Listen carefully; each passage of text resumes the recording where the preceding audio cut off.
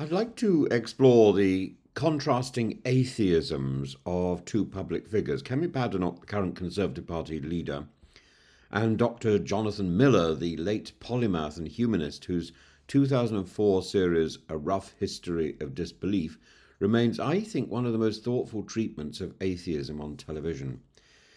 In a recent BBC interview, Kemi Badenoch has explained that her rejection of belief in God was triggered not by philosophy, but by revulsion.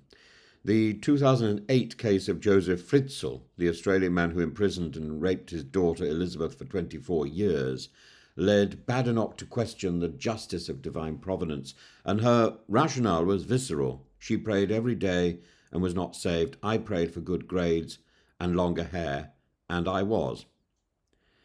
The crisis of belief was deeply personal and emotional. Her image of God as a protective paternal force who does not test you beyond endurance, 1 Corinthians 10:13, collapsed under the weight of unimaginable cruelty. It was like someone blew out a candle, she said.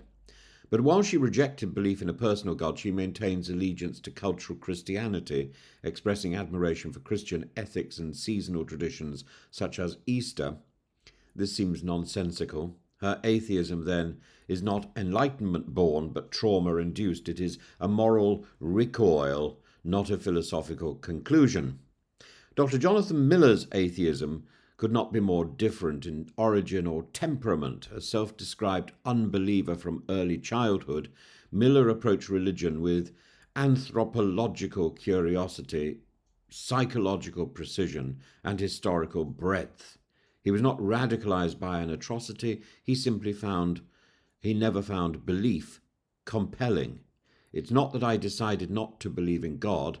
I found I couldn't believe. For Miller, atheism is the natural consequence of intellectual integrity, of looking squarely at the claims of religion and refusing to assent without evidence. In his view, disbelief need not be angry and certainly not hasty. It can be reflective, ironic, and humane.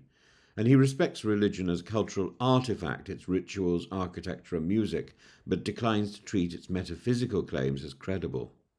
He's deeply conscious of the historical costs of heresy and the courage required to dissent. Unlike Badenoch, Miller's atheism is not triggered by a single event, but formed by a lifetime of reasoned skepticism. Badenoch's deconversion, based on one case of unanswered prayer, is emotionally potent but philosophically fragile. The problem of evil is real and ancient, from the book of Job to Dostoevsky's Ivan Karamazov, but her reaction again suggests a lack of theological education. Indeed, ascribing all outcomes to God's will in a mechanical way is a caricature of Christian thought. Theodicy, the defense of God's goodness in the face of evil, has many strands, from free will to eschatological hope. And Badenoch appears not to have wrestled with these traditions, but rather to have recoiled from them. And that may be fair, but it's also reactionary, and that word is telling. It reflects the same impulse found in much of her politics: opposition over construction, disavowal over deliberation, negative over positive. She rejects God as one might cancel a brand, abruptly, emotionally, permanently. And this leads us to the heart of the contrast. Dr. Jonathan Miller's atheism is proactive, the result of education, reading, dialogue, and rational detachment. It is skepticism as a mode of life. Badenoch's atheism is reactive, a sudden rupture spurred by a horrifying story, followed by a politically convenient embrace of cultural Christianity to avoid alienating the Tory base. In this, we see something of their respective worldviews. Miller distrusts systems of inherited belief and interrogates them with calm irony. Badenoch appeals to them when politically expedient, yet rejects them when they fail to meet emotional expectations. Our one atheism is a worldview, the other is a wound. Badenoch's identification as a cultural Christian deserves scrutiny. She says she wants to protect Christian values because she believes they underpin British society, but she does not elaborate what those values are. humility, sacrifice, neighbour, love. Her policies from immigration clampdowns to cuts to welfare often seem to contradict the Sermon on the Mount, for example. Dr. Jonathan Miller, by contrast, recognises Christianity's aesthetic and cultural power without the need to sanctify it. He need not protect it. He simply appreciates it, like Bach's Mass in B minor or Chartres Cathedral. There's a quiet elegance in that restraint. Kemi Badenoch's atheism, born out of outrage and revulsion, is emotionally honest but philosophically shallow.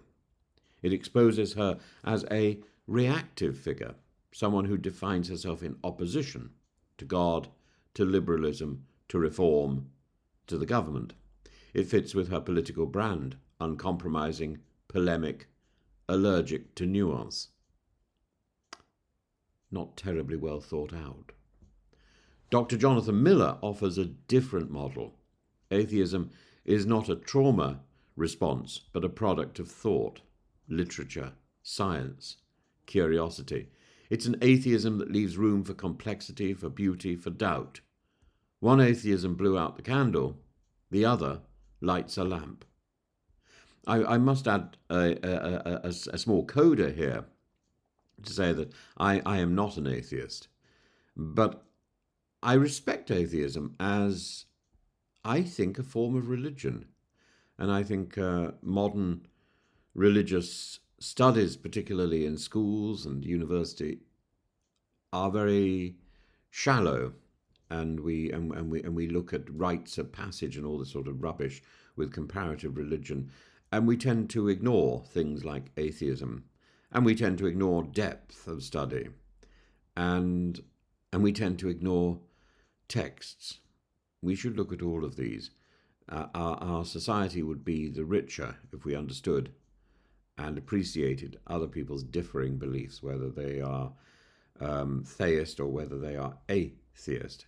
And the word atheism, of course, is simply the abnegation of God. When you put an a in front of a Greek word, it makes a negative.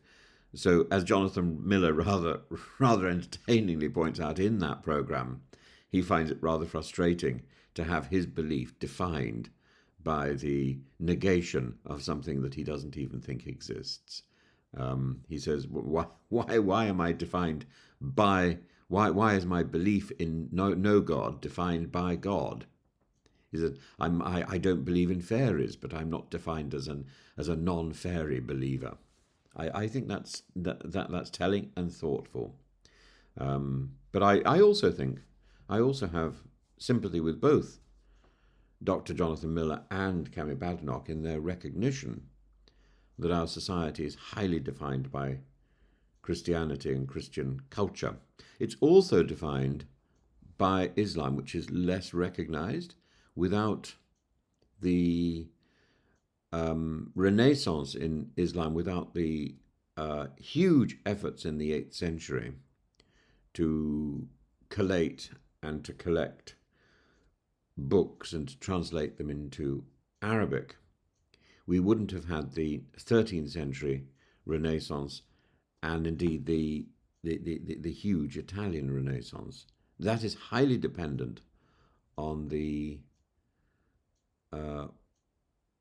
development of mathematics in Baghdad, on the collection of books which was organized in Baghdad, and this huge explosion of thought in Islam, in the early part of Islam, in the 8th and 9th centuries.